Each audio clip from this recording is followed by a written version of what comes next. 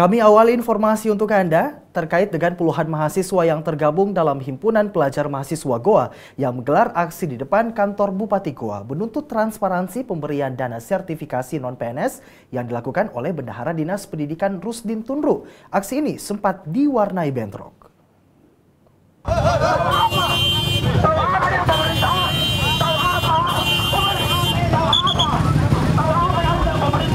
Kericuhan sempat mewarnai aksi unjuk rasa yang dilakukan puluhan mahasiswa yang tergabung dalam Himpunan Pelajar Mahasiswa Kabupaten Goa saat mereka menggelar aksi menuntut Bendahara Dinas Pendidikan dan Olahraga Kabupaten Goa, Rusdin Tunru, untuk diperiksa. Rusdin sebelumnya dikabarkan tertangkap tangan telah melakukan pencairan dana sertifikasi non-PNS di Jakarta, yang kemudian dana tersebut dimasukkan ke dalam rekening pribadinya. Kericuhan sempat terjadi saat aksi unjuk rasa mahasiswa membakar ban dan menutup jalan. Saya sampaikan kepada bahwa kedatangan kami di sini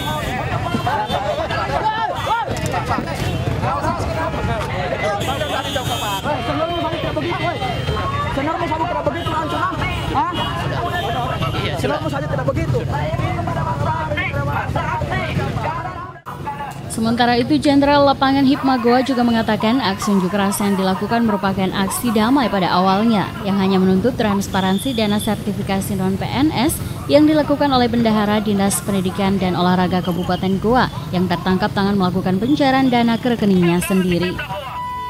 Ini adalah bendahara Diknas itu melakukan penyalahgunaan wewenang di Jakarta. Dia tertangkap basah saat ini di Jakarta. Iya, akan saya buktikan ketika teman-teman media ingin membuktikannya, ingin bukti itu. Setelah berorasi di depan kantor Bupati Goa dan tidak diterima oleh satupun perwakilan dari pemerintah Kabupaten Goa, puluhan pengunjuk rasa meninggalkan kantor Bupati dan melanjutkan aksinya di depan kantor DPRD Kabupaten Goa.